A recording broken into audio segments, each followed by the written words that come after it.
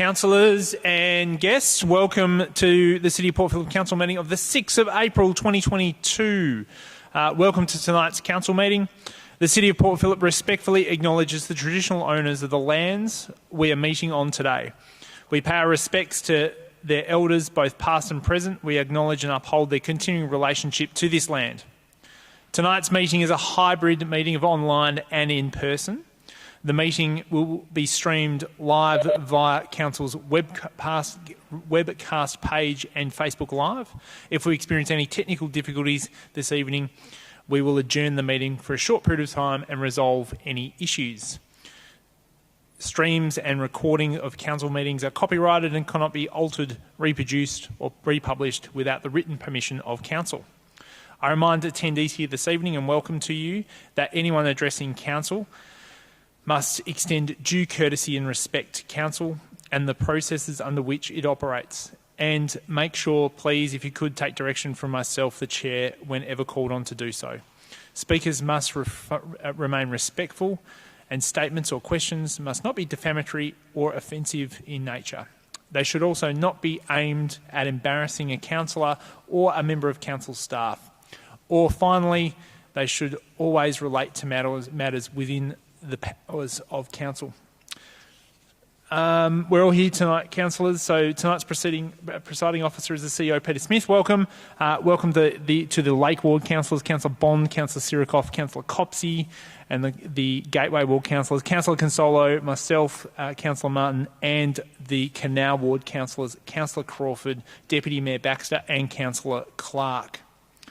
Let's move to item 1, councillors. Any apologies? We're all here this evening, so let's move to item 2. Councillors, the minutes of the council meeting held on the 16th of March have been circulated. Are there any questions that you have in relation to the minutes?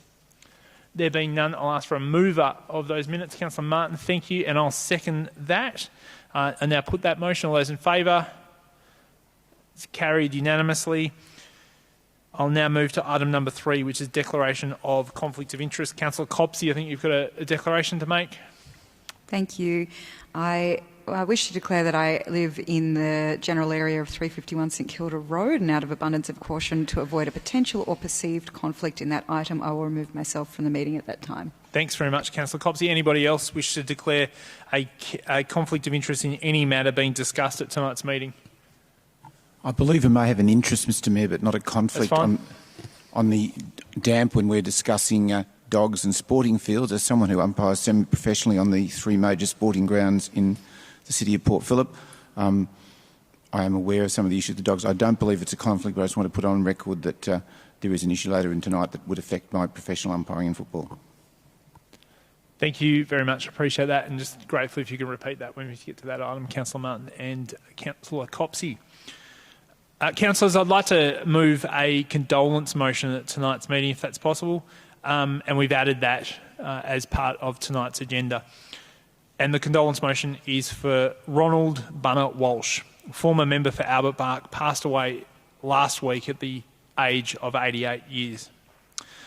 Mr Walsh was born in Port Melbourne, served this community all of his life. Mr Walsh served as a Member of Parliament of the Legislative Council for 5 months and a member of the Legislative Assembly for over 13 years, and that was from 1979 to 1992.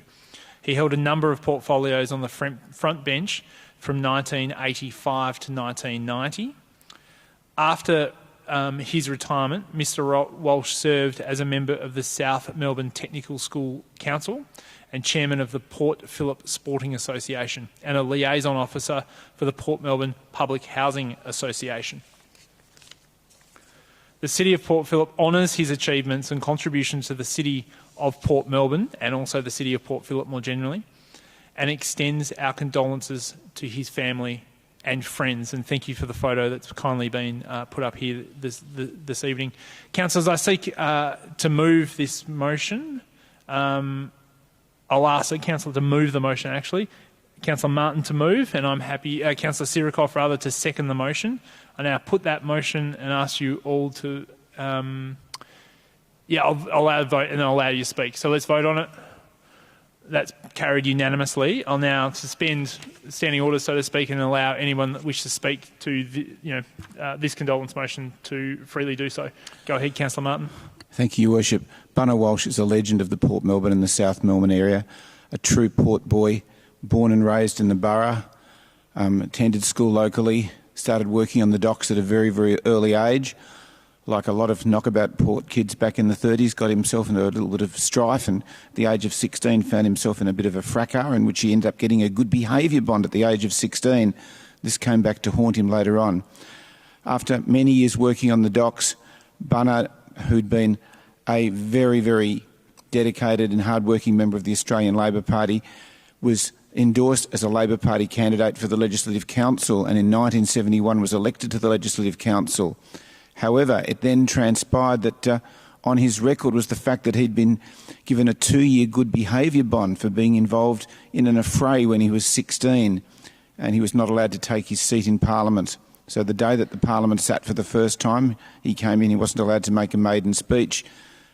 His position was declared vacant. That was on a Thursday, and on the Monday he was back on the wharves at Port Melbourne as a wharfie, back in his old gang, doing the job that he really, really loved. In a rare display of bipartisanship, both the government and the opposition of the day changed the state constitution so that no longer is any offence that a minor has incurred allowed to affect anyone's ability to sit in Parliament. And so 9 years later, Bunna, still living in Port Melbourne and still working on the docks, was endorsed as the Labor Party candidate for the seat of Albert Park, a position he held with distinction for many, many years. When I've been talking to locals in Port Melbourne and South Melbourne in the last couple of weeks, when they're ringing me with their usual concerns about some of the issues that are coming up later tonight, when I've mentioned that Bunna was the subject of a condolence motion this evening, nearly everyone I spoke to spoke very, very fondly of Bunna and the way that he'd looked after, particularly those people perhaps who weren't quite as advantaged as mothers. Bunna himself had lived in social housing for most of his life. Even when he was a minister in the Kane government, he still lived in his duplex Housing Commission flat in Port Melbourne, had a real understanding of the needs of local people. When he left Parliament, he continued to be involved, as the Mayor has told us, in a variety of activities, particularly in Port Melbourne. Totally passionate for Port Melbourne. I had the privilege of working with Bunna on a number of local issues. Bunna and I tried to get an annual Port Melbourne festival to be bigger and better than the St Kilda Festival at some stage. And those of you with long memories, if you're old enough, may remember that Murphy Reserve was the site of lots of kids' games and bands and things like that back at the turn of the century. However, we somehow lost that in Port Melbourne, and I'm not saying that the St Kilda Festival is not wonderful, but I know that Bunna would love to see this council at some stage look at trying to return some sort of major activity back to the Port Melbourne area, for which he was very, very active until he became ill in recent years. So can I really thank the Mayor for arranging this condolence motion? An outstanding man. One of Bunna's best mates in politics was Perce White. Perce White has a reserve named after him in Port Melbourne. Perce is still with us. It would be wonderful if at some stage Council could consider naming something after the late Bunna Walsh. Truly an outstanding port boy and a fantastic representative for our community. Thanks very much, Councillor Martin. Anybody else wish to speak to the condolence motion? Thank you, Councillor Martin. We all very much share those thoughts, and we appreciate you giving us some first-hand colour and clarity on the situation. And again, our thoughts and condolences go out to the family and friends of Bunna.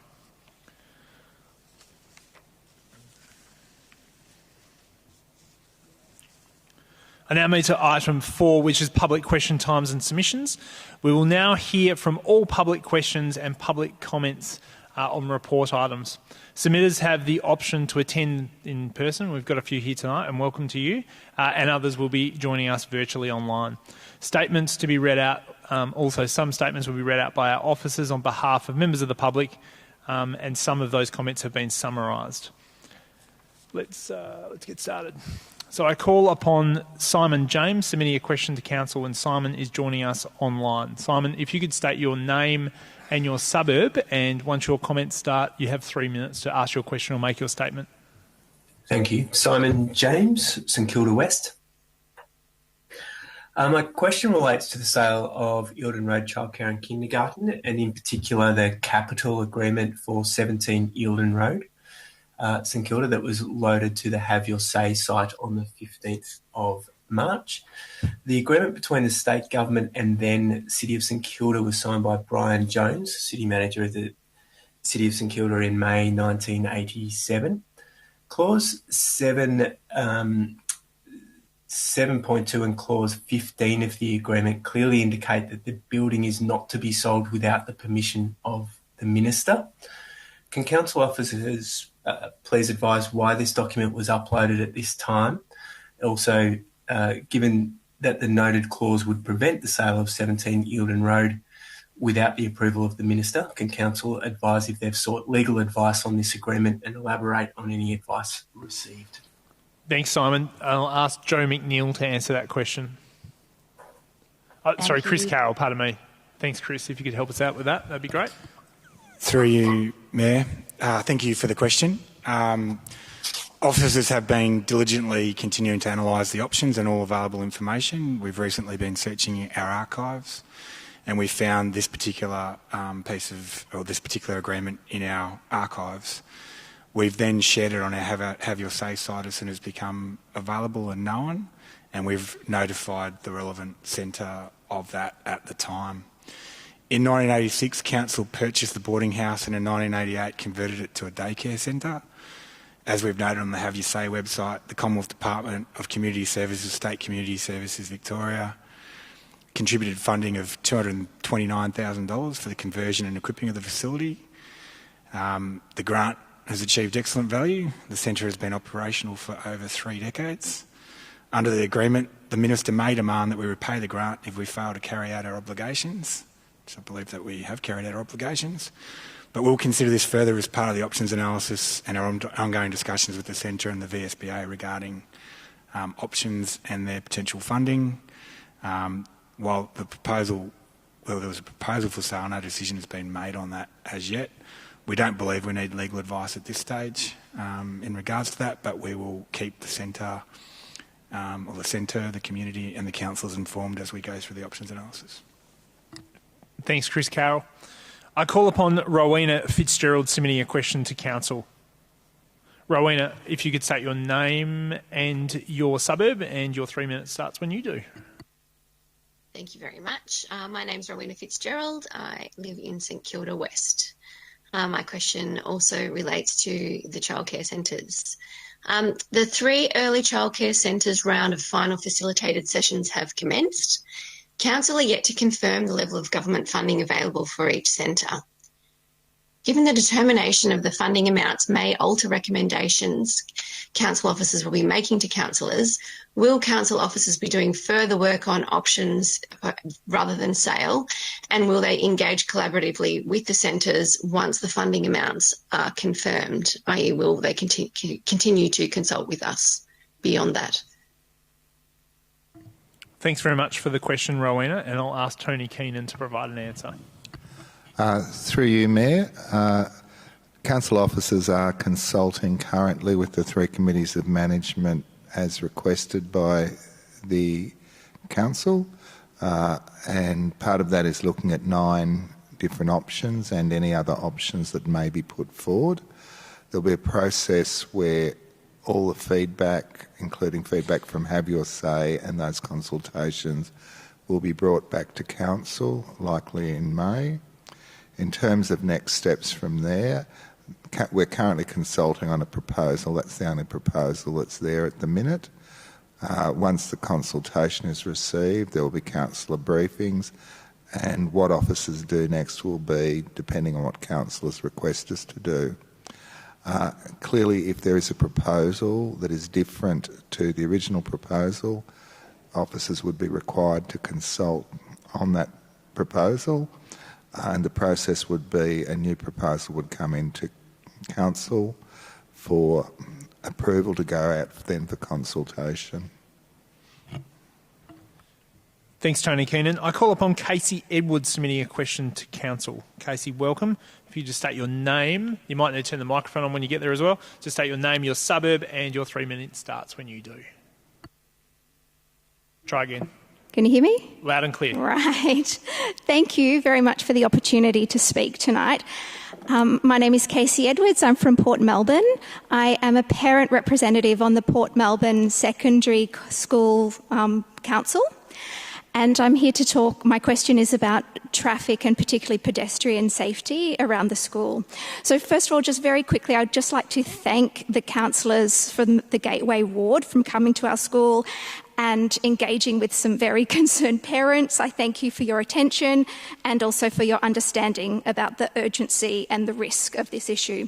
My question is, given the significant risk to Port College students and families, particularly those in Beacon Cove and Fisherman's Bend, and numerous near misses at the intersection of Graham Street and Williamstown Road, I refer to the budget request from Port Melbourne Secondary College School Council for a crossing supervisor and ask what action the council is planning to take and when. Thank you for the question. We very much appreciate it. I'll ask Kylie Bennett to answer that for you. Through you, Mayor, we will take this question on notice to provide a more fulsome response. However, I can advise that officers have raised the request for a crossing supervisor at this site with the Department of Transport in the context of other discussions we are having with them on traffic management in the area. Once the outcome of these discussions and assessments are undertaken, officers will be in a position to provide council with advice to help in considering this request. Thanks very much. So Casey, we'll take it on notice, which means we'll provide a written response. It's put in the minutes, but also make sure that's sent to you separately also. I call upon Anne Stout submitting a question to Council. Anne, welcome. If you could state your name and your suburb and limit your question or comments to 3 minutes, please. Just hit the button one more time. Thank you. Is that working? Thank Perfect, you very thanks. much. I would like to first acknowledge the traditional custodians of the land on which we gather and pay my respects to elders past, present and anyone who is here with us today. I'd also like to, as Casey did, thank local council for taking our concerns seriously, and from hearing from us tonight we know that I'm here as the principal of Port Melbourne Secondary College, but we know that you are actively engaged in supporting us in addressing traffic concerns for our students in our new location. Given that you have already identified that you have discussed this, your question from Casey, I will skip to my secondary question rather than give you an overview of the concerns and the situation that we face. But just to say that the School Council of Port Melbourne Secondary College has requested budget consideration for a crossing supervisor at Williamstown Road, and understanding that budget and that consideration will not be until June, and that road safety around the area and around the school in particular has been under discussion for quite a while. What plans does Council have in place to mitigate traffic risk in the immediate term for our students? Thanks, Anne. And I'll ask Kylie Bennett again to answer that question for us. Through you, Mayor. Again, we'll take this question on notice to provide a more fulsome response. But what I can say is that the streets and roads around the school are declared roads, which the Department of Transport are responsible for. And council officers have been in contact with the Department of Transport in relation to the current risk assessment for pedestrian safety at the Port Melbourne Secondary College, actions being taken to improve pedestrian safety, other works that could be investigated further, and also the request for consideration for a crossing supervisor. Officers will take on notice to work with the Department of Transport to provide information on what has occurred, what is taking place, and other actions being explored. Thanks, Kylie Bennett. So I call upon Alex Darton submitting a question to Council.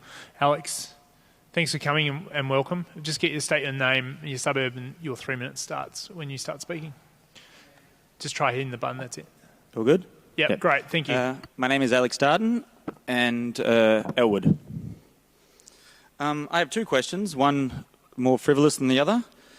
I'll start with the frivolous one. I was planning to play the music, but I found out today I could not do that. But there's a band called Emma and the Sniffers, and they are exploding right now. They opened up for Foo Fighters this year, Minotaur this year, and they formed in Balaclava. They have a song called Balaclava Lover Boogie. They have a lot of raw energy and power, and I feel they truly do represent a big group of I guess, the youngsters, but kids and some of the older angry punks. So my question for that is there a process we can go about, or how do I get to this process to put something up? Maybe like in a Bon Scott sort of way that they do in Fremantle, a little statue of the very short man. She's also a very short front lady. Or a mural, but along the lines of something good, something fun, something local, something definitely here. They lived through the last lockdowns. They were here for that. So that's... let me take that one first. Yeah, is that okay? you're a fan? Massive. Massive. Lachlan Johnson, can you help us out with that? Kylie Bennett, rock on. Thank you, Alex, for the suggestion. I will ask our City Culture and Growth Department to look into your request. If you could provide your details to our governance team, that'll enable our team to get in touch with you to discuss your idea. And I saw some informal nodding of councillors there, so that might be a good sign. Councillor Clark, you got a question? I just want a clarifying question. Sorry, I couldn't quite hear. Was it a mural you were asking? I'm not an artist. Something to show, appreciation, or they're artists from the area who have, about to explode. So a mural on someone's wall, or like I said, a statue, or something that's in Balaclava to represent them. Was it Animal Sniffers? Animal and the Sniffers. Animal Sniffers. That's how they describe their music. Yeah, so I was trying to send around links for all of you councillors to listen to some, but I'm terrible with computers, so I gave up very quickly. That's all right. But look them up. We shall Google it. Now, let's get to the second part of your question also. The second one's a more serious one. Last time I was here, I asked about the tree planting along Brighton Road. I live on Brighton Road. And the reply from that was that last spring there was plans to plant 62 trees, but due to, which was the answer, that you were handing back responsibility come April, that you decided not to. So the question is, when was this decision made and how?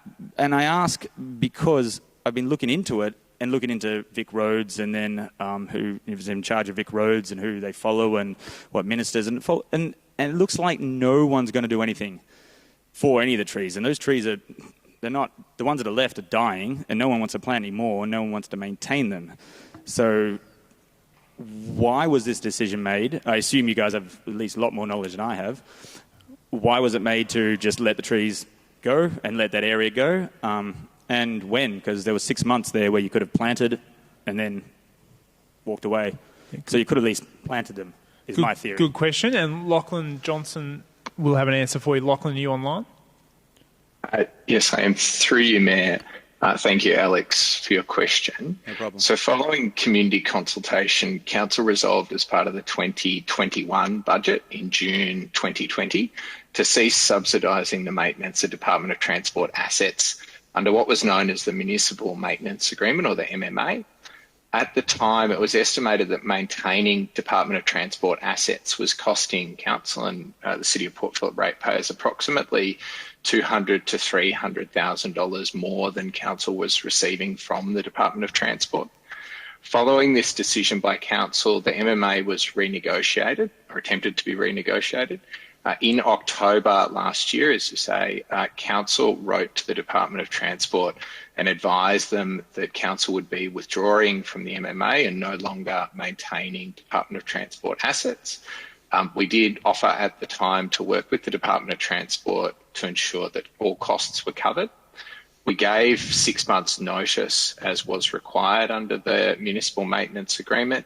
And as you said, this notice period is nearing its end, and as such, Council will cease maintaining the trees on behalf of the Department of Transport in the coming weeks.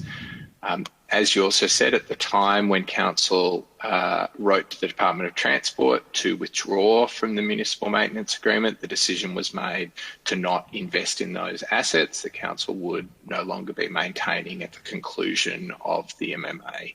I would note that the Council's Greening Port Phillip strategy is currently under review, and I'd encourage Alex, and I'm happy to provide these details to you offline, for you to be able to make an input into the Greening Port Phillip strategy review with your suggestions for Brighton.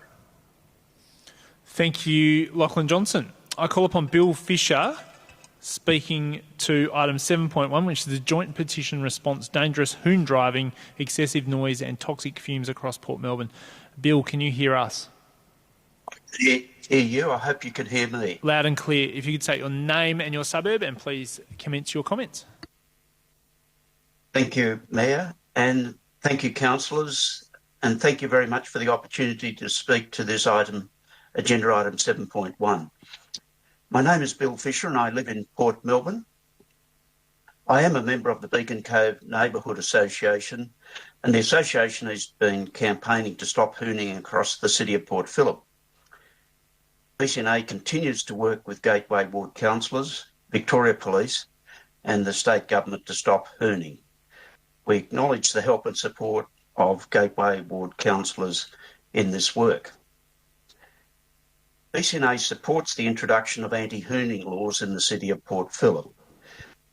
The reason for this is that we have received positive feedback from the introduction of similar laws in other municipalities, namely Brimbank, Greater Dandenong and Frankston. Hoon events have markedly declined in these municipalities. In our view, anti-hoon local laws represent another tool available to police. They complement other measures that police can use, such as patrols, the use of signs and the use of fixed and mobile CCTV cameras. More specifically, the anti-hoon local laws empower police to act quickly and issue on-the-spot fines for taking part in, encouraging or attending an illegal hooning event. In our view, speed is of the essence in those situations. I urge Council to support the introduction of appropriate anti-hoon local laws as soon as possible. I also urge Council to consider and support other measures discussed in Agenda Paper 7.1, such as a temporary raised pedestrian crossing at Station Pier and the extension of the current CCTV mobile camera hire. Thank you, Mayor, and thank you, councillors. Thank you, Bill, and any councillors obviously welcome to take up any point in that statement in there when we get to item 7.1. I call upon Ross Heffernan wishing to speak to item 9.2, Port Melbourne Lifesaving Club outside showers. Ross, welcome.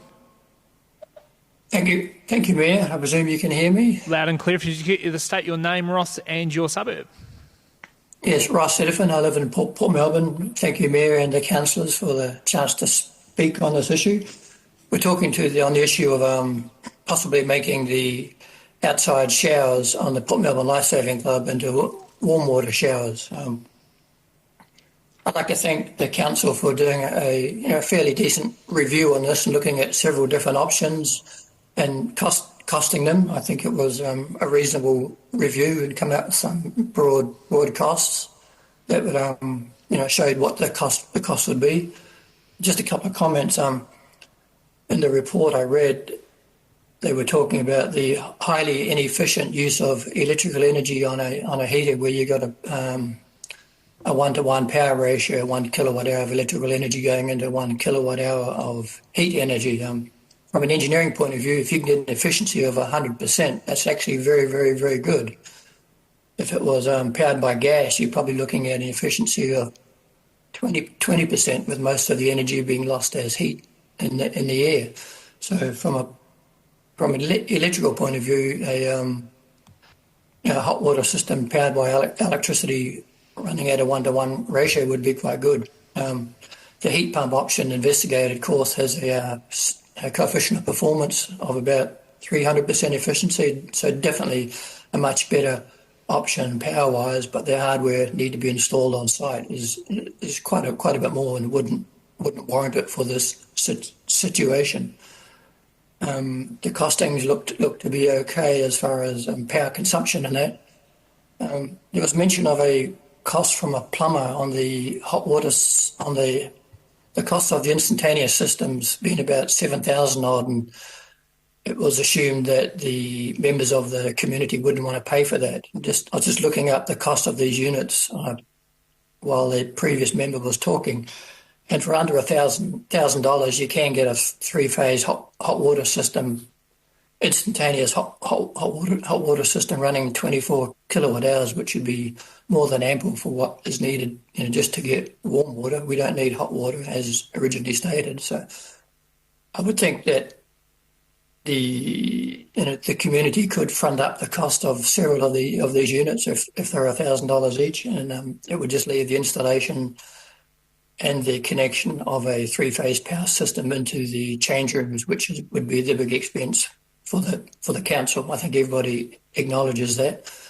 So that would be the big deciding factor for the council to face that cost, plus the ongoing operation costs on an annual basis. That's about all I wanted to say, Mayor. Just give it some options there, and let the council decide whether the community pays for the hardware up front. That would get the council off the hook of having to do it at other locations, because if the community itself is paying for its own equipment and the council is just doing the install, then that would get the council off the hook from doing it in other locations. Thanks for joining us this evening, Ross, and they will certainly take those comments into consideration when we get to item 9.2. We've received further submissions to be read out on behalf of members of the public. I will call the name of each member of the public and refer to the Head of Governance to read a summary of the submissions. And the first item has been received by Laura Hill. Through you, Mayor. And Laura's submission is in relation to the Save Our Early Childhood Centres and Kindergarten petition, which was started on 10 January 2022 as a way to raise awareness of Council's intention to sell properties and to give people opportunity to express their concern and dissatisfaction with the proposal. 3,200 people signed the petition. This demonstrates loud and clear that the community-run early childhood centre model is valued by local Port Phillip residents, families and the broader community. It also sends a strong message to Council that the local community doesn't want it to sell the centres. We urge the councillors to take time to read all the comments from supporters which explain why they believe the proposal to sell the centres is flawed and out of step with community expectations and needs. Thank you. And we've also received a submission from Adrian Jackson. Through you, Mayor, and Adrian's submission is in relation to item 7.1, the joint petition response on dangerous hoon driving. And the submission reads, living in Middle Park for 40 years, a few blocks east of the foreshore. On most evenings I hear noisy motorbikes, some late at night, racing between each set of lights, creating unnecessary noise. In summer the noise echoes more so travelling along the roads in Middle Park, unhindered by structures like buildings. Will Council tell the government to lower the speed limit on foreshore roads to 40 kilometres an hour like in residential roads, and tell the government to inspect cars and bikes for excessive noise and order the owner to modify the engine and exhaust system or have the vehicle removed off the road? Thank you very much. Let's now move to item 5, councillors, which is councillor question time. I'll start off tonight with a question, and please get yours ready if you have one also. Can officers provide an update on the current maintenance arrangements for Foundry Park Community Gardens in South Melbourne?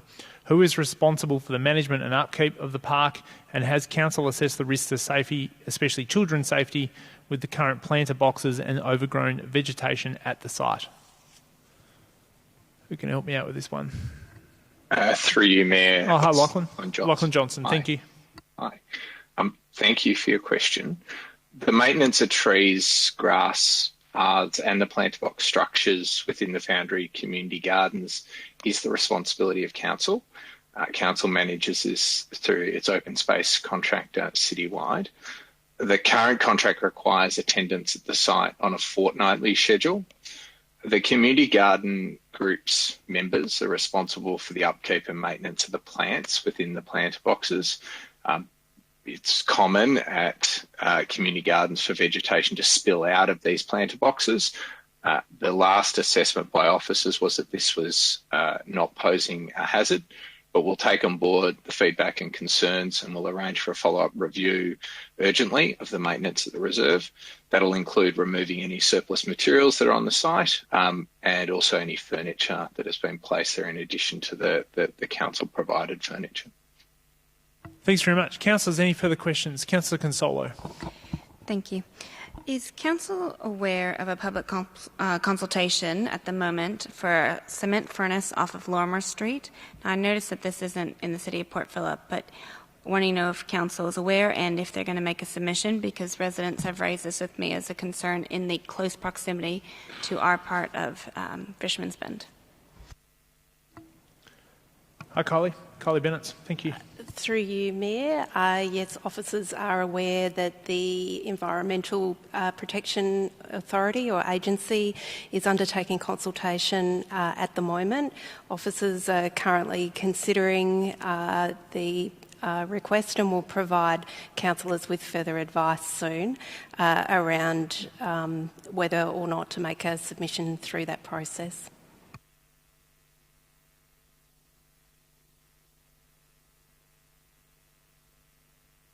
Councillor, anyone else wish to ask? Okay, I'll ask another question if possible in relation to the Port Melbourne Secondary College. If council officers could provide a background in terms of their discussions with DOT around traffic safety issues in this area and any improvements that council should be considering as part of our duties here also. If you could start off, Mr CEO, that'd be great. Thank you, through Mayor. I think it's important, given the public speakers tonight, to emphasise that we've been talking about traffic safety around the school with the Department of Transport since well before the school was built. But I might ask Shay Sutherland just to provide a little bit more details around those conversations. Thank you. Just over to the desk is fine, that one. No problem. Make yourself comfortable.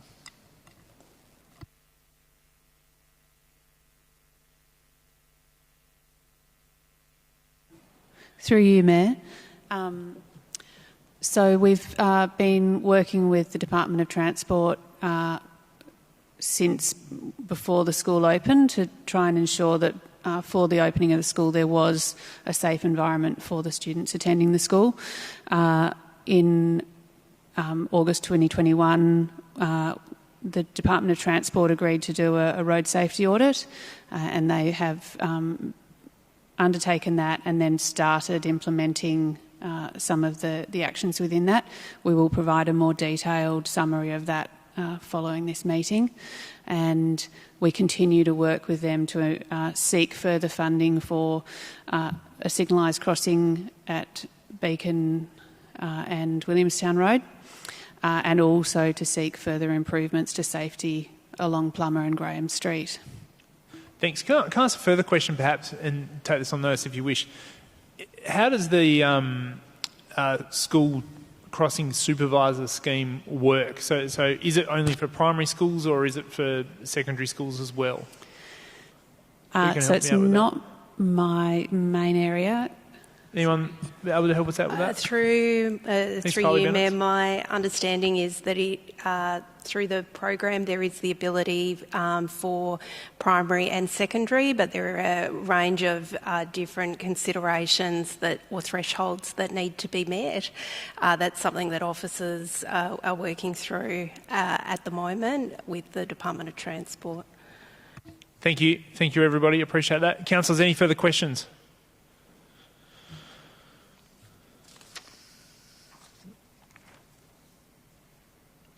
Great. Let's move to item number 6, which is the sealing schedule. There are no items to be sealed at tonight's meeting. So let's move to item 7, which is petitions and joint letters, rather. Councillors, we have a joint petition response on tonight's agenda. I will note that there is also a further response in relation to outside showers that will be heard within a presentation of reports in terms of item 9.2. And Councillor Crawford has also foreshadowed and advised that she will be shortly tabling a community petition also, and we're looking forward to that. So let's move now to item 7.1, which is the joint petition response on dangerous hoon driving, excessive noise and toxic fumes across Port Melbourne. Do councillors have any questions in relation to the item? Councillor Martin, go ahead. I have 2 questions. I'll ask them both one after the other. My first question is, has council received any requests from Victoria Police to investigate a possible bylaw that will help address the inappropriate behaviours that people have complained about on the foreshore? Great. We'll answer that one first, if that's right. Kylie Bennett. Through you, Mayor, in short, yes. Thanks, Councillor Martin. And secondly, have we approached Victoria Police with a view to co-funding any sort of CCTV mobile unit similar to the one that we currently have on hire? Kylie Bennett, CEO. Through you, Mayor, I've had a brief conversation with the local police inspector to see if there might be an ability to contribute from a local capital equipment budget, but haven't had a response as yet. Great. Any further questions, councillors? Councillor Consolo. Thank you. Have closely spaced speed bump rows around the Station Pier circuit been considered, in particular around the front of the restaurants? Jay Sutherland, thanks for joining us again. Through you, Mayor. We have looked into speed bumps. Our concern is that with the width of the angle parking either side of the traffic lanes, unless that parking is filled with vehicles, or hopefully not, but people, vehicles will be able to just swerve around the speed bumps, and they also potentially have a detrimental effect for vehicles using the port. So it's something that we would like to continue monitoring, and I've contacted the local highway patrol to understand how much, what their view is on both of those aspects, and yeah, we'll come back to you. Thank you for that. Councillors, any further questions? Looking for a mover of this or something else? Councillor Clark? Sorry, through you, Mayor. I'd like to move an alternative motion. Please go ahead. If you could detail that, that'd be great. Do you want me to read out the changes, or...? Yeah, if you could, because they're not on the agenda, so the changes you wish to make to the officer's recommendation.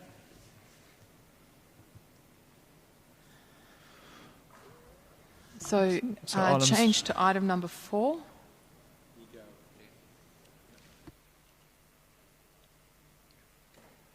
So endorses the spending of council funds up to $150,000 to immediately purchase a mobile CCTV trailer for use by Victoria Police in the municipality to reduce hooning, and notes that this is outside of council's established public places CCTV policy.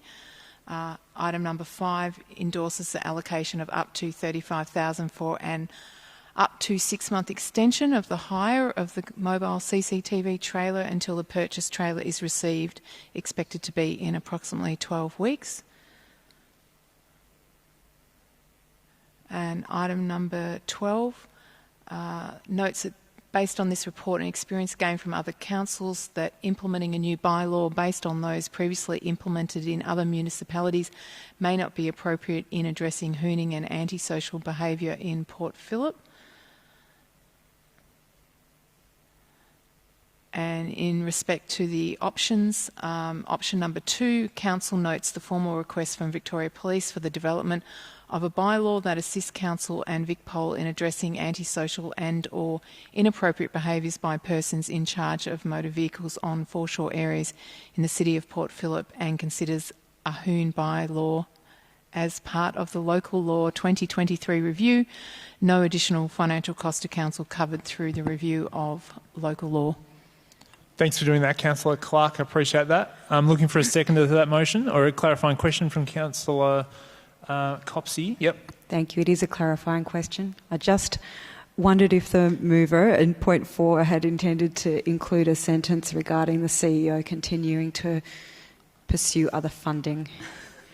If we go back the to wording may have point 4 on the screen, if we escaped. could, just so the mover can check it. The mover. Yes, and I was expecting that to be on there, so thank you, Councillor Copsey, for reminding me.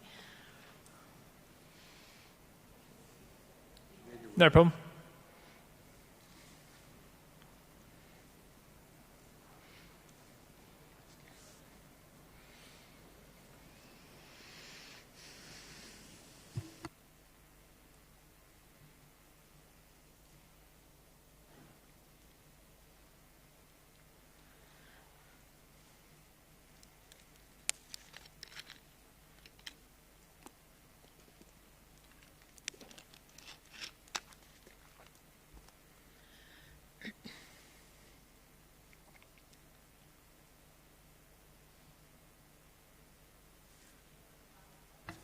Just get you to read that bit that they've just added there, Councillor Clark, if you would.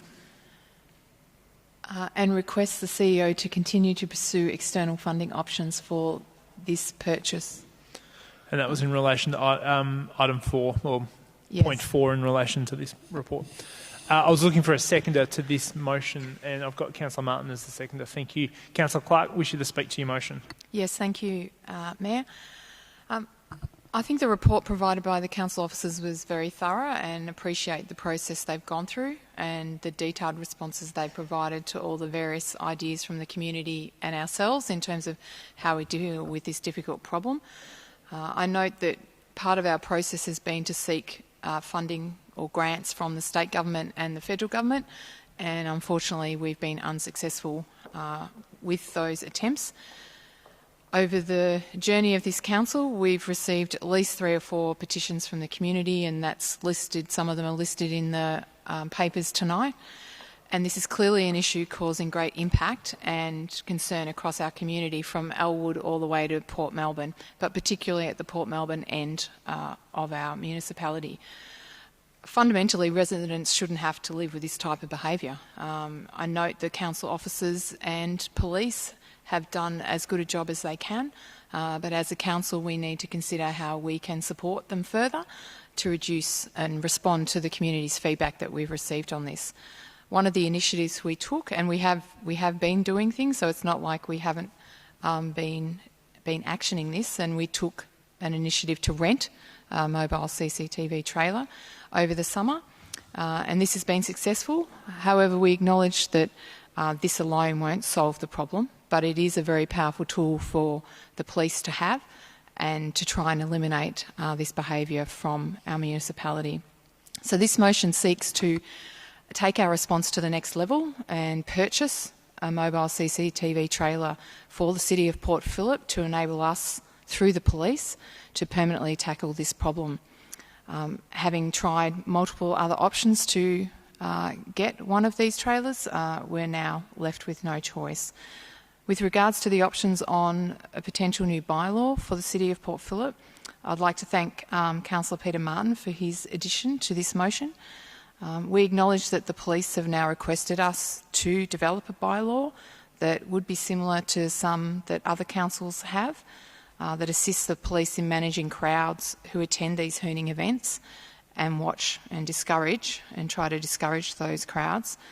I am supporting option 2, which is listed in this motion, that enables council officers to undertake a review of this request and this potential bylaw, because while we've received support for option 3, option 2 allows us to reduce the financial impact of this, but also take a proper and thorough review of the bylaw, because there's potentially a lot of unintended consequences that could come from this bylaw, and I think it's appropriate that we do a proper review which can be undertaken through the local laws review. So I think option 2 gives the right balance for the community and for the council, and that's why, along with Peter Martin, that's the option that we've put into this motion. So I hope and seek the support of the fellow councillors for this motion. Thank you.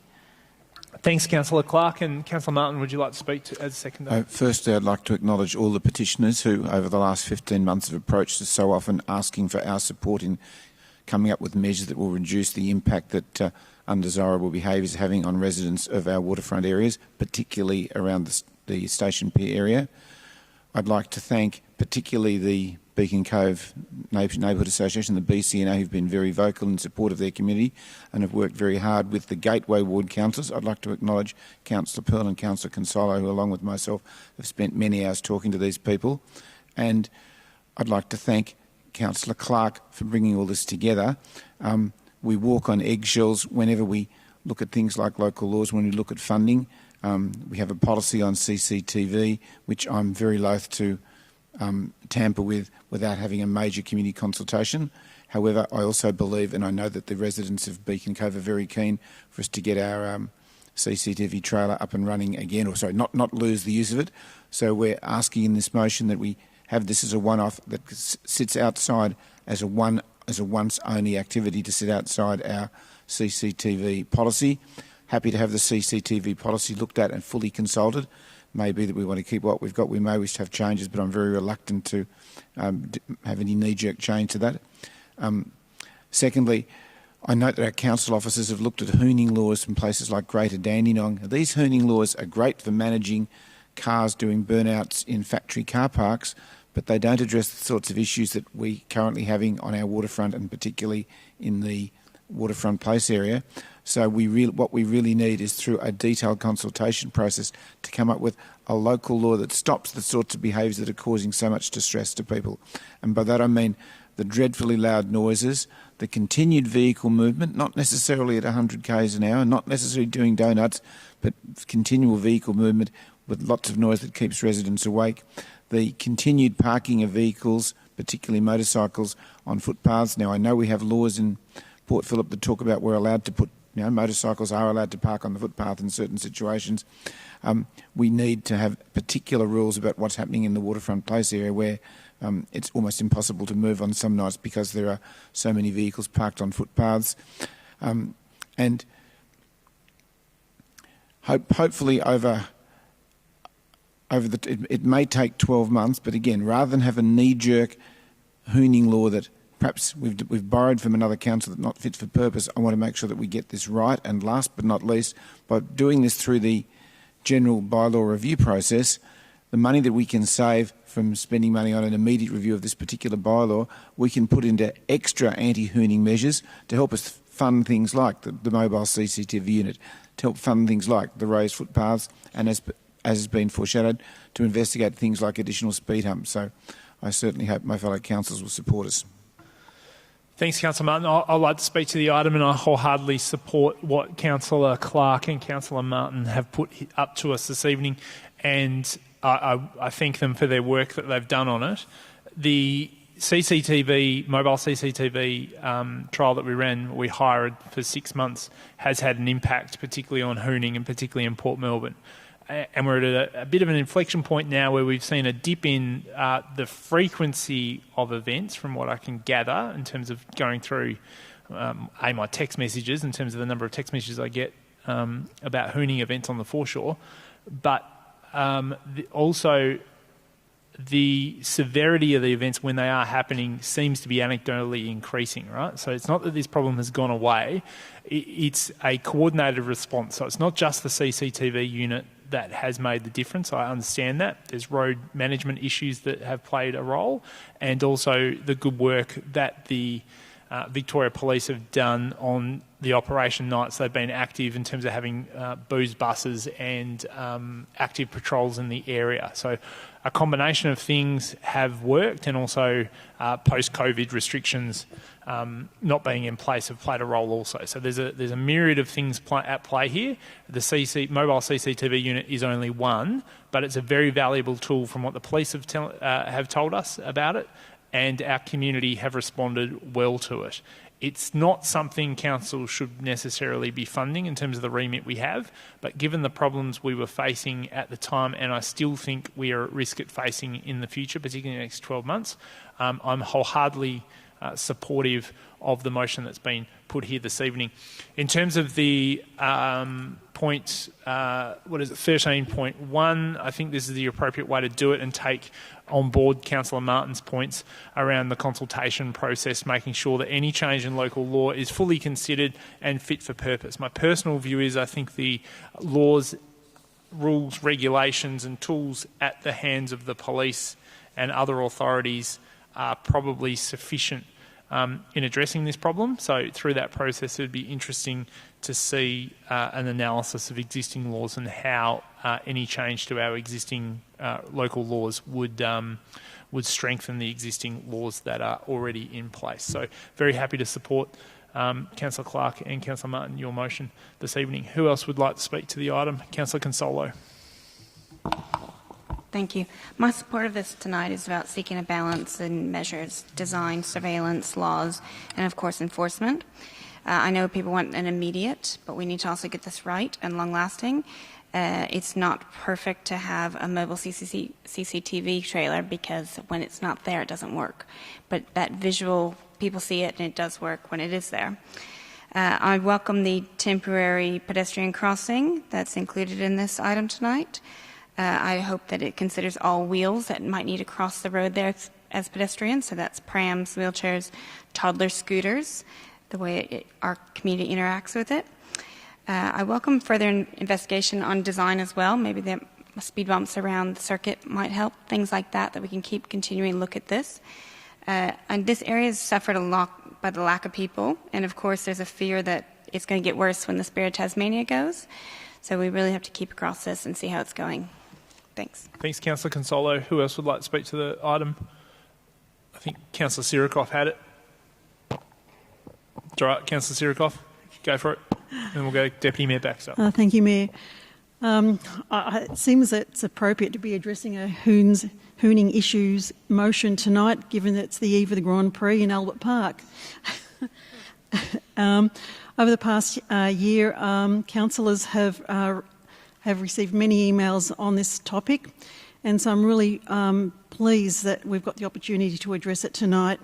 I thank Councillor Clark and Councillor Martin for bringing their thoughts together and making this amendment. I think it's going to be, I'm hoping that it will be a great outcome for the community. The Council has had a successful outcome of hiring a mobile CCTV trailer for the past 6 months, and I think this was reported in the CEO's report a few months ago. So in light of that success, I am supportive to purchase a mobile CCTV trailer as the most effective outcome for the long-term safety of our community and as a cost efficiency as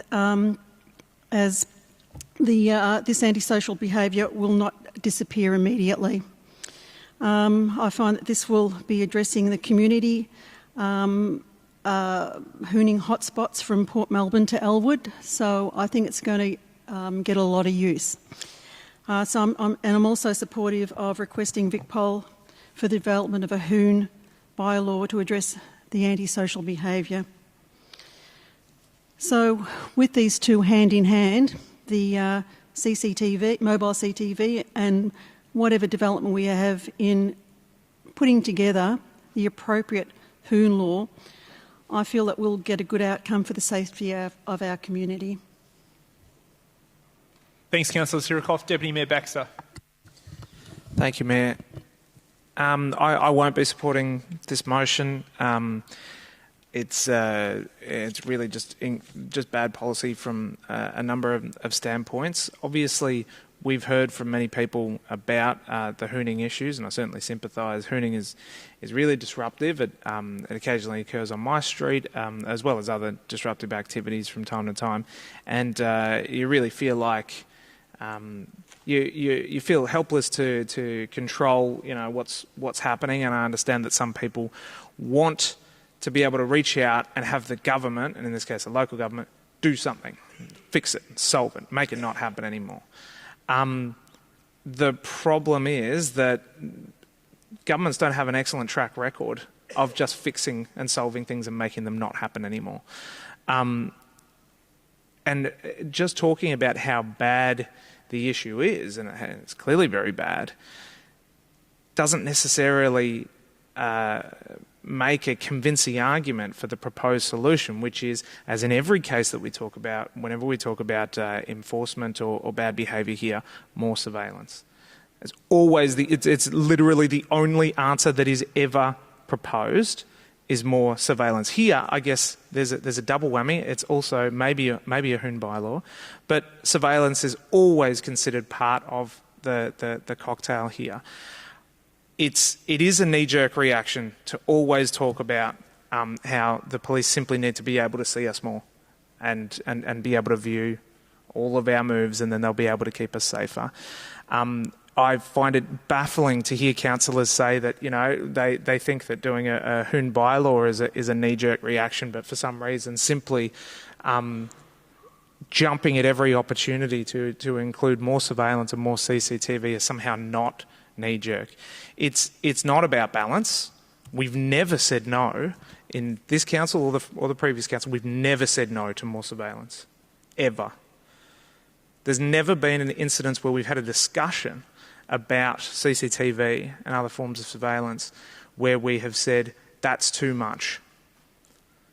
That's not a balance. That is a one-way ratchet. And what we've seen in other cities, such as London, for example, is that what it leads to is a massive proliferation of government surveillance in every single nook and cranny of every single public place, and no appreciable decline in crime or management of that. What it does do, though, is it has an enormous amount of power to the police. And I'm a big believer in civilian government. I believe that the people elect people to lead them and be on council and in parliament and in other power structures, and that they should determine laws and that the police should then enforce them. Instead, we have a system where the police are given enormous resources. The police are requesting us to make laws that they would like, as opposed to the other way around.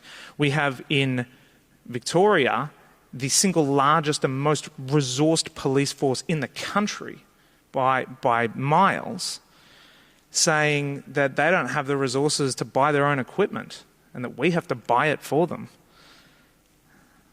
For some reason, we also have councillors who believe it's council's job to buy police equipment, which is absolutely and 100% very clearly a state responsibility. This is not a grey area. This is not a blurry line.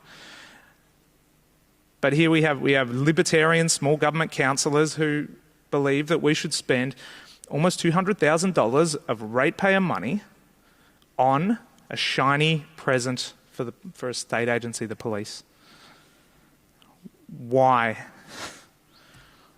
I cannot get my head around it. We see reports every single week. We'll see a report of police indiscretions of misusing this data that they have, privacy breaches, all sorts of things. But we feel that we have no choice but to continue down this path. It's a completely inappropriate use of council funds. It should not be in any way a council spending priority. Not only that, it's contrary to our policy on CCTV. I remember sitting in, was either this chamber or upstairs in the council chamber, hearing councillors argue for us to accept the offer from the state for funded CCTV, and they said, we must accept this offer. Someone else is paying for it. I would never, under any circumstances, accept council paying for this, and we'll put that in a policy. And policy means nothing, apparently. Absolutely nothing. You can just say you don't care about it. Great. Wonderful. Absolutely hypocritical. Don't support this. Thanks, Deputy Mayor Baxter. Who else would like to speak? Councillor Bond, go ahead. I'm tempted to move an amendment to buy the police some batons, but let's stick to the motion at hand, Councillor Bond. Stick to the motion in front of us. I support most of what's here in front of us. I was a little concerned about the new local laws that would be proposed, and have a little bit of sympathy for Councillor Baxter's point when it comes to these new laws that we're proposing for the police to implement. Got no issue with the CCTV funding. I think this has proven, the camera we hired has proven that it works. So it makes sense for us to purchase a mobile CCTV unit and continue with that practice of moving that unit around the municipality to wherever we have issues, as we know that works. The second part of this motion, which has got to do with the hooning laws, I will support the full motion because all we're going to be doing is having a look at the hooning laws. We're not actually adopting any here tonight or proposing to introduce any here tonight. And I'm a little concerned that with the effectiveness of those particular laws, because based on the experience we've had with the drinking bans that we recently introduced about 2 years ago into the municipality, in particular to deal with issues on Fitzroy Street and Ackland Street. And the reality is that despite the promises from the police that night that they said they would enforce those laws on our behalf, there's been very little or, in fact, probably no enforcement of those laws in our municipality. You can walk down Ackland Street and Fitzroy Street any day of the week at pretty much any time, from 8 in the morning through to 10 o'clock at night, and you see people congregating on these streets drinking alcohol.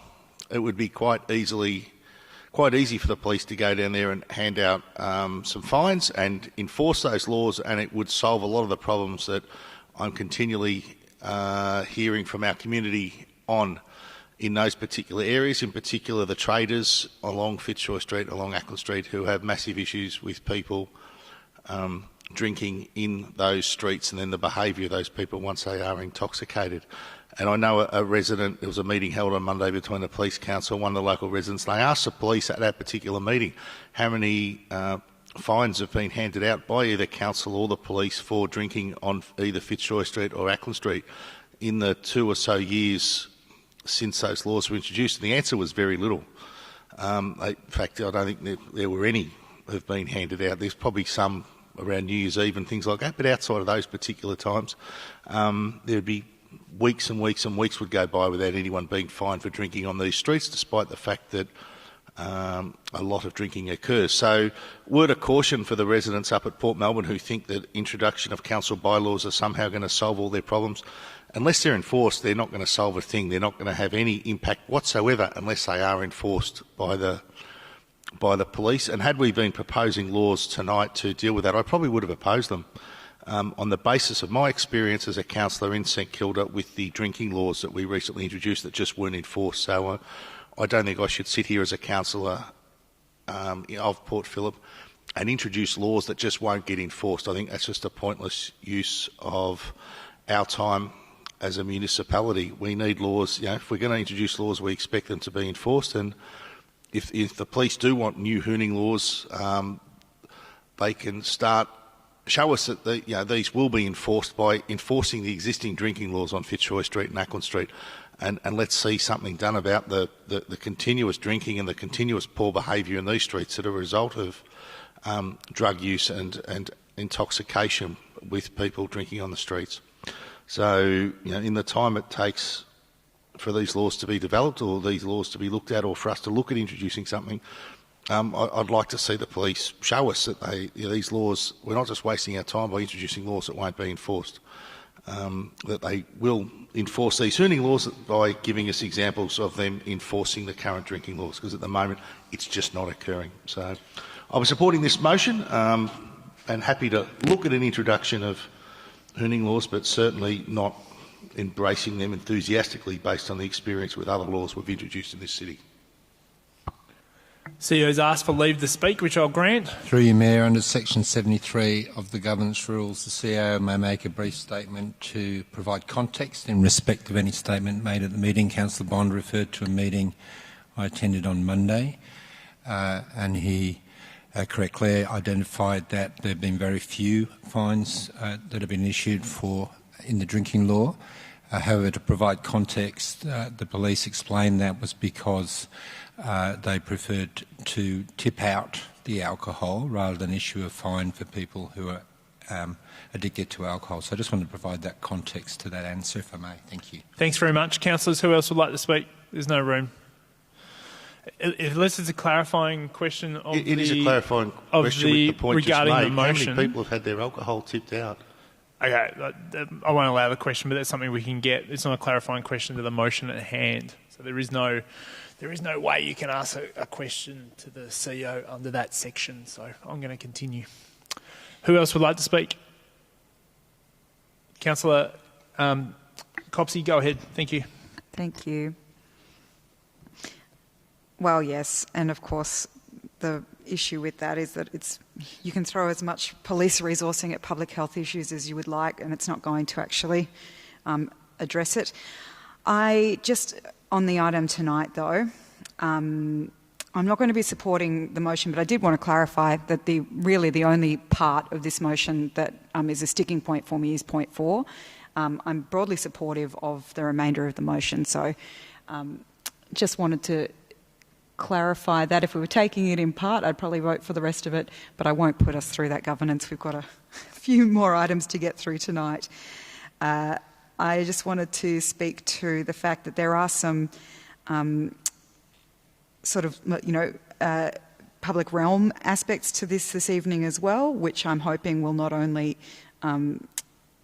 make this area less attractive for poor vehicle behaviour, but also probably, I'm hoping, make it more safe and useful for pedestrians. I'm hopeful that that will be part of what we see as a result of these measures tonight. I just wanted to thank the officers who have gone methodically through the requests made in the petition and acknowledge that this is a real issue and that there needs to be a sort of multi-pronged approach to it. In terms of the surveillance camera trailer, having been seen to work, I think if it worked, we wouldn't be continuing to receive these petitions.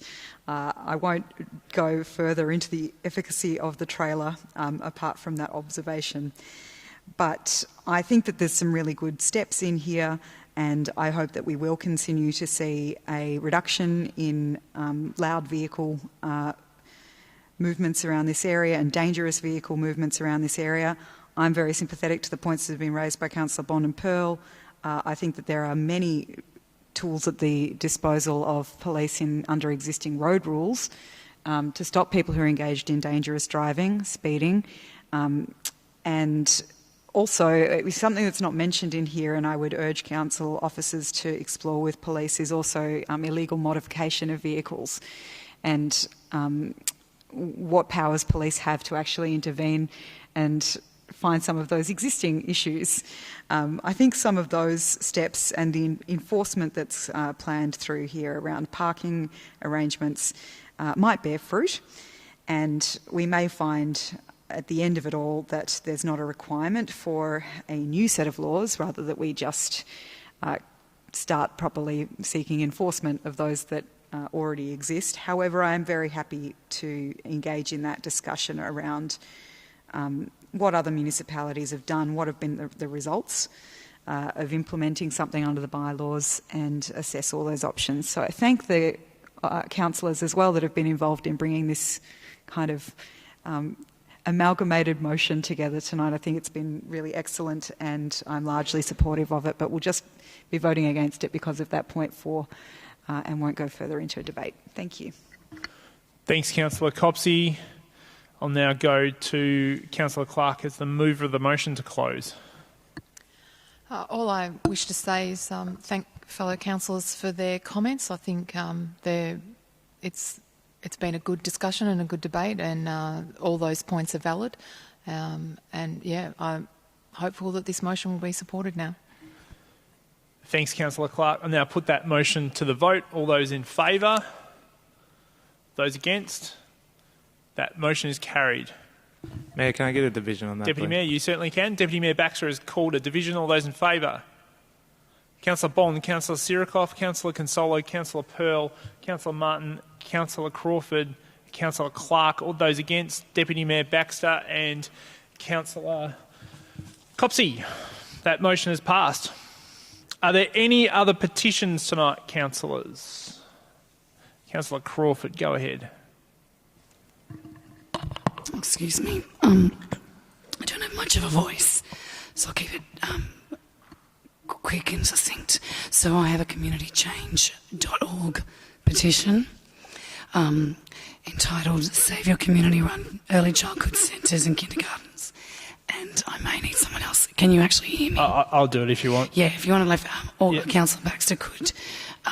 No worries. I'm wanting to receive this on behalf of the 3 early education centres. No worries. So Councillor Crawford has a communitychange.org petition titled Save Your Community-Run Early Childhood Centres and Kindergartens, and that she wishes to table on behalf of the staff, Committee of Managements and parents from Eildon Road, Elwood Children's Centre and The Avenue. The petition has 3,140 signatures and has been submitted in objection to Council's proposal to sell these 3 properties in its portfolio and reinvest in childcare facilities. Now, officers have prepared a recommendation noting that this item is due to come back to Council for a decision following the hearing of submissions, and I now seek a councillor to move the motion, which I get Councillor Crawford to do. Thank you, Councillor Crawford, and Deputy Mayor Baxter the second. It's a procedural motion, but I'm more than happy to hear if anyone wishes to speak for or against it. So I'll ask Councillor Crawford to speak first, as best you can. I just want to say thank you for all the effort involved and the fabulous hearts that were on our at the front of the town hall tonight. Deputy Mayor Baxter, if you could pad that out a bit for us, I think. Yeah, I feel so bad for Councillor Crawford having to do that. I just want to note that at just after 4 o'clock today, quite a bit after 4 o'clock actually, due to mine and some other councillors' lateness, we were presented with this petition outside the front of Town Hall by the committees of the childhood centres and kindergartens, and they have put quite a lot of effort into actually this document, which is full of comments and other feedback that I hope all councillors will make some time to go through. So once again, thank you to the petitioners for sending this through to us. I'm continually amazed at the organising capacity of these committees and the community around them. Thank you, Deputy Mayor Baxter. I also just want to thank the centres, obviously, but also thank Councillor Crawford for putting the effort in to make sure this hit the agenda this evening and bringing the motion here this evening. Anybody else wish to speak to this item? No. Councillor Crawford, I take it you don't wish to close? All right, now put that motion to you, councillors. All those in favour? That's carried unanimously. Let's now move to item 8 through 13, which is the presentation of reports. And councillors, I'm going to move the agenda around a bit. We'll move an en bloc motion for 10.1, 13.2, 13.3, 13.4, 13.5 and 13.6 later on. So the agenda has slightly moved. Let's now consider report 8.1, which is the presentation of the CEO report. Questions in relation to the CEO report, councillors? There being none, I seek a mover of the report. Thank you, Councillor Martin, and I'm Councillor Copsey to second. Thank you. Councillor Martin. Every month I mention this is the highlight of my month on council because it's such a comprehensive report of the things that are going on. There are two things I'd like to highlight very briefly. First is that in Gateway Wood we now have the Clarendon and Coventry Street Business Association, which is up and running, and I had the pleasure of having lunch with the chair and vice chair of that group. I think this is a fantastic initiative in the South Melbourne area, and we look forward to great things happening there. And I also note that work has finally commenced on the Eco Centre, so I commend the report to anyone who wants to see what's going on. I just want to highlight those particular things that are in the report. Thanks very much, Councillor Copsey. Any further any councillors wish to speak to this item? Councillor Martin, I take you don't wish to close. I'll now put that to you, councillors. All those in favour? It's carried unanimously. Let's now move to item 9.1, which is the state of children's services within the City of Port Phillip Annual Report 2021. Questions, councillors? There being none, I ask for a mover of the suggested motion or something else. Councillor Martin, thank you again. And a seconder, Deputy Mayor Baxter. Thank you. Councillor Martin. The presentation of this annual report is very, very timely in view of some of the events that have occurred as recently this afternoon and when we received the petition from... Mayor, can you remind us how many signatures there were on that petition, please? 3,140, Councillor Martin. I don't think, and I've spent my whole life in the City of Port Phillip, there's ever been such an awareness of the importance of community childcare in our municipality. And I thank all of our people out there who've become involved and raised, and I know our council's been very aware of this, but I think we're even more aware than ever before, and I think it's been a great exercise in a community getting together and advocating for a very, very important part of the council's work. When you read through this report, though, our council's on about a lot more than just family and children's centres. We've got things as diverse as playgroups. We've got maternal and child health. We've got all sorts of statistics on what's going on, and I'll just quote a couple. I wasn't aware of this. Across Victoria, only 7% of children are involved in council-operated family and community family childhood centres. Port Phillip has 9%, so we're batting well above our average in terms of the number of children who are involved in council-operated community childcares, and I think that's an indicative of how important we as a council see that. And I also noticed, and I wasn't aware of this, that only about 10% of our children between 0 years and 11 years actually live in houses that are standalone. The other 90% are in community housing, they're in semi-detached houses, they're in flats. When you see figures like that, you realise just how important it is that we have as much open space as possible for our children, and that we try and make these local spaces, whether they're local parks, possibly community childcare centres, but it's really important that every child has access to facilities near home, because children in Port Phillip are far more in need of open space than almost anywhere else. So fantastic read, and really pleased that the report's out there, and I commend it to you. Thanks, Councillor Martin. Deputy Mayor Baxter, would you like to speak to this item?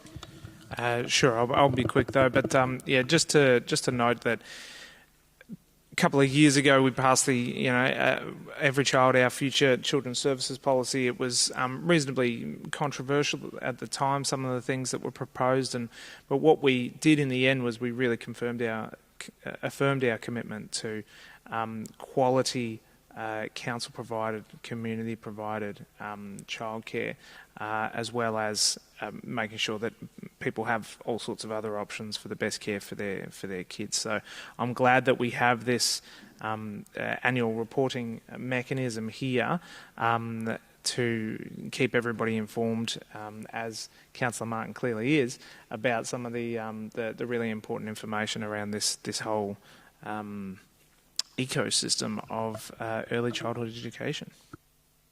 Thank you, Councillor Baxter, or Deputy Mayor Baxter. Councillor Consolo. Thank you. I like that this acknowledges some of the impacts that COVID's having on children. There's a lot of this space we don't know yet and need to keep being very curious about. I see the timeline, and I'm very keen on hearing how this goes, that officers now need to work with external stakeholders over the next 12 months to consult and engage with them to further refine the implementation plan. So I welcome that. Not everyone on council has young children, or they might have moved to the next phase of children. So it's really important to keep data on this and keep across in our decision making. So thank you. Thank you, Councillor Consolo. Who else would like to speak to this item? Councillor Martin, would you like to close?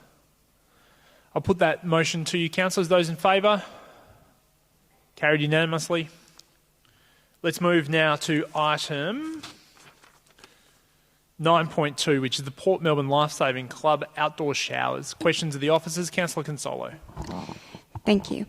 I was at Williamstown Beach on Monday and discovered that there are warm showers there, and I've alerted that to council officers. Have council officers been in contact with Hobsons Bay City Council in regard to these council-run warm showers? Thanks, Councillor Consolo. Chris Carroll, over to you. Through you, Mayor. Thanks for the question. It was a great find. We hadn't been able to find any hot water showers in our research on the internet, so we have, since we've been notified of it, we have followed up and asked some initial questions, and we haven't got all the responses to that yet, but we will continue to work with them to understand what they've done there and how that might influence what we could do.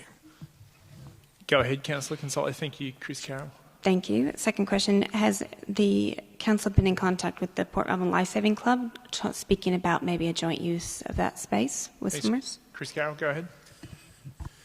Through you, Mayor, again, thank you for the question. Yes, the officers have been having discussions with the Port Melbourne Lifesaving Club around potential shared use of the facility. There's some issues with the condition of some of the facilities there, and also how to provide access out of hours and things like that. But there certainly have been some discussions. Great, thank you. Any further questions on this item, councillors? Okay, would anyone like to move this or something different? Councillor Consolo. I'd like to move an alternative motion, please. Go ahead. I think it's coming up on the screen, that we defer this item to a future meeting. Great. Looking for a seconder for Councillor Consolo's alternate motion, and I've got one from Councillor Copsey. Thank you, Councillor Copsey. Councillor Consolo, please speak to your motion. Thank you. As stated on Monday, I came across these showers that are warm showers, and I think we need more time to discover what system they're using, what the ongoing costs, have that benchmarking to inform our decisions, as well as continue to understand what might be possible with the Port Melbourne Lifesaving Club. So thank you. Thanks, Councillor Consolo. Councillor Copsey, would you like to speak to it? Anybody else wish to? I take it you don't wish to close, Councillor Consolo. I'll put that motion to you, councillors. Those in favour? It's carried unanimously. Let's now move to item 10.2, which is Fisherman's Bend integrated proposal for open space, recreation and water management planning. Questions of the officers from you, councillors? There being none, go ahead, Councillor Consolo. Thank you. On the open space planning for this one, how will we determine future users of open space in Fisherman's Bend? For example, we don't currently have a swim team. Are we looking for submissions from Swimming Victoria, etc., to shape that information? Thanks for the question, and I'll ask John Bartels to answer that for you, Councillor Consolo. Through you, Mayor. One of the first stages of this work is to complete service planning in respect to recreation needs, and that is intended to elicit and understand what those needs are, both now, but also looking at what the future community of Fisherman's Bend will look like in order to form, inform the nature and design of the open spaces, but also the facilities within them. So that type of query that you have will be part of those considerations in that service planning phase. Thank you, John Bartels. Any further questions on this report, councillors? Councillors, is there a mover of this motion or another alternate? Councillor Consolo to move the officer's recommendation. Any seconder? I'm happy to second the motion. Councillor Consolo, would you like to speak to this? Thank you. I can't find it at the moment, but I think this is an important piece of work to support the layout for this area and also the integrated water management. We have issues around that, and we need to be very aware and on top of it. So I appreciate the spend that we have to have there. Thanks, Councillor Consolo. I don't wish to speak to the item. Does anyone else wish to speak to the item? Again, I take it you don't wish to close, Councillor Consolo. So I'll put item 10.2 to the vote. All those in favour? Let's declare that carried unanimously. Let's now move, councillors, to item 12.1, which is the funding recommendations, report for 2021-2022 Cultural Development Fund Festivals and Event Grant. Questions of the officers? Councillor Consolo. Just a question. When people see this, I think they get excited about their ideas for the future. So do we know when the next grant will be open for this one? And is Jess on the line, or is there Lauren? Kylie Bennett, thanks very much. Through you, Mayor, my understanding is that the next Cultural Development Fund round will open in July or August 2022 and will close in September 2022. There are details on Council's website, and there's also the ability for members of the community to subscribe to receive updates on arts and culture funding opportunities. Thank you, Kylie Bennett. Any further questions? Would a council like to move the officer's recommendation or alternate? Councillor Copsey, thank you. And Councillor Consolo, the second. Thank you very much. Councillor Copsey, please feel free to speak.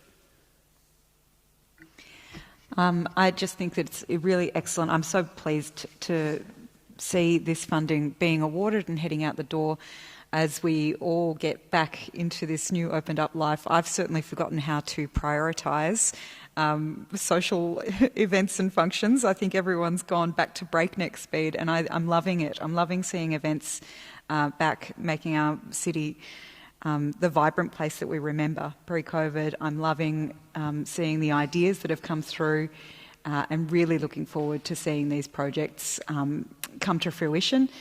They bring so much to our community and to our cultural life here. So thank you everybody who applied, and looking forward to seeing these eventuate. Thanks. Councillor Consolo. Thank you. There's a good diverse list here of projects that will be funded. I note that it's not the full allocation of the fund, and I think that that's a little bit about hesitancy of what's going on in the world at the moment. So when this opens up again, I think we'll have a lot of enthusiasm if the world can stay a little more stable. So thank you. You're here. Anyone else wish to speak to the item? Councillor Copsey, okay? Yep. Doesn't wish to close. Let's put that to a vote. All those in favour? It's carried unanimously. Councillors, let's now move to item 13.1, which is the intention to sell 351 St Kilda Road, St Kilda, considering submissions and responses. And Councillor Copsey, would you like to reaffirm your conflict? Thank you. As I live in the general area of 351 St Kilda Road, out of an abundance of caution to avoid any perceived or potential conflict, I'll remove myself at this time. Thanks, Councillor Copsey. We appreciate that. I'll just wait for you to leave before I steamroll through. Councillors, open to you to ask the officers questions on report 13.1. There being none, looking for a mover. Go ahead with the question, Councillor Consolo.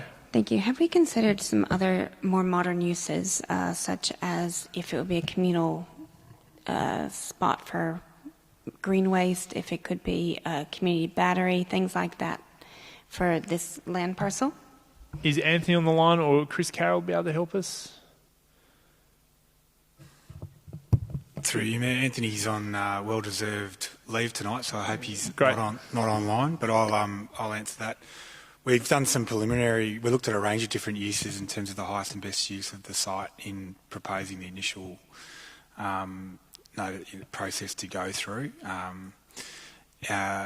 We've had some recent discussions around, would a community battery or providing some of the communal FOGO or glass there be of a good use.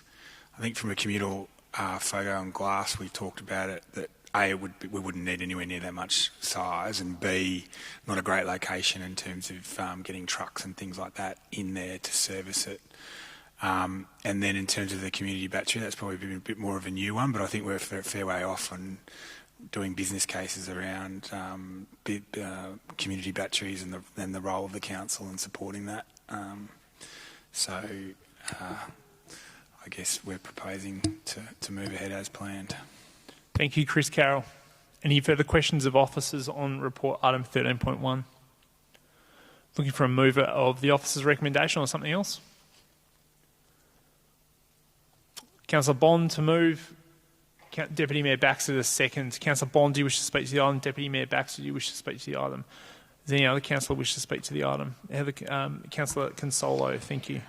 Just following on to my question, I think that this all came very last minute about what some of the other uses of this site can be. So I will be voting against it just because these other ones it would be a missed opportunity if we haven't fully considered that. Or maybe there's a commercial use of space that council could do, like a billboard or something like that. Maybe the community wouldn't like that either, but these kind of thoughts as well. Thanks. Thanks, Councillor Consolo. Councillor Clark, go ahead. Sorry, I couldn't quite hear what Councillor Consolo said. I was just wondering if you could... Okay, on the basis of that, I'll ask Councillor Consolo just to feel free to summarise if you wish. Yeah, I'm not going to support this based on my question before that these other uses like a community battery site, locations like that haven't really been thought through, that to get rid of the land prematurely when we haven't considered all that might not be the best idea. Thanks, Councillor Consolo, for clarifying that or restating that rather. Any other councillors wish to speak to this item? Councillor Bond, do you wish to close? Councillors, I'll put that item to you. Those in favour? Those against? Motion carried. No troubles. I've had 2 requests for a refreshment break, councillors, so it's just gone past 8 o'clock, so let's come back at 10 past 8 if we could. We'll take a short adjournment. The meeting is adjourned till 10 past 8. Councillors, I now seek a mover for a motion that the remaining items be moved en bloc, and they being 10.1, 13.2, 13.3, 13.4, 13.5, 13.6 and 13.6, that's right. Mover, I'm happy to move it. Second to Councillor Bond. I'll put that motion. Sorry, actually I'll allow anyone that wishes to speak to any of these items to make a quick comment if you wish to. Great. All those in favour? That's carried unanimously. Let's now move to item 14, which is notice of motion. Councillors, we have 1 notice of motion tonight. Item 14.1, a motion that is raised. The motion that is raised is a motion that I have raised in relation to the federal government campaign. Do councillors, it's on the agenda, so I'm not going to read it out. Do councillors have any questions in relation to this motion of me or officers? Okay, I'll move the motion. I'm looking for a seconder. Councillor Martin, thank you for seconding. Councillors, I put this motion to you as it's an important small part of leadership that we can take as a council to advocate for and on behalf of our overall governing body, the Australian Local Government Association. The federal election is approaching us quickly, and albeit we may not discuss it, the federal government is actually a significant funder of council through direct funding that we receive. More than $2 million annually we receive in Commonwealth funding, which is by no means guaranteed, and it's something we don't necessarily discuss a lot, but it's been baked into the budget for some time and been received for several decades. So we want to keep that funding coming through and also justify to the federal government that we're using that funding correctly. But that funding is shared across councils, more than 500 councils across Australia, and it's important, I think, that we respond to the Australian Local Government Association where their advocacy priorities for the federal election align with our own advocacy priorities, and that is reflected in the motion here this evening. So I'd ask you to support this motion. Councillor Martin, do you wish to speak to the item? Just endorse everything you said, Mr Mayor, and I note that there are a couple of things there that they're advocating for funding. There are issues that are very, very dear to my particular heart, things like $200 million for responding to climate change initiatives, $100 million a year for 4 years for grants to Indigenous. Oh, I'm getting tongue-tied here, trying to read my writing. Grants to establish Indigenous councils and support some of our Indigenous populations here. There are some wonderful initiatives there, and I think they've covered just about everything that our council would want. And great that we've got a body that sits above us all that's doing all this lobbying on our behalf. And Mr Mayor, can I note that you've also been lobbying on our behalf by visiting Canberra and taking our own package there, so it's great that we're out there in the field in the lead up to the election. Thanks for that, Councillor Martin. Anybody else wish to speak to the item? I'll just close by thanking the officers for putting this together at lightning speed for me, particularly Brian T and James Gullen for their assistance and advice on this matter. Councillors, I'll put that motion to you. All those in favour? That is carried unanimously. Let's move to item 15 now, which is reports by council delegates. Who would like to start us off, councillors? Councillor Martin. You always wish to speak. Oh, sorry. Okay. Nobody wishes to speak? Okay. Let's move. Councillor Consolo. Thank you. On Sunday, in this very room, there were 80 orchestra members from the Australian National Academy of Music playing to a full audience. It was a really lovely event and nice to welcome that back in person and to see the students for this year. There'll be another concert in October that's free to the community, and there's also the Animates. That's a membership that's offered to our residents of the City of Port Phillip for discounts and etc. to their concerts. Thanks, Councillor Consolo. Deputy Mayor Baxter. Thank you, Mayor. I'll just note this isn't anytime soon, but the Municipal Association of Victoria State Council meeting, next one will be held on Friday the 24th of June, which I hope to be able to attend as Council's delegate to the MAV. I may have some company, I may not, we'll work that out. But I will, basically that's a decision-making forum for the MAV, who will be able to advocate on a number of key issues for councils, and particularly in the lead up to the state election. I think it's really important for local government to be able to speak with one voice on a lot of these issues. I will be consulting with councillors on any particular motions we may want to either bring to the MAV State Council or support that are already being brought up by other councils.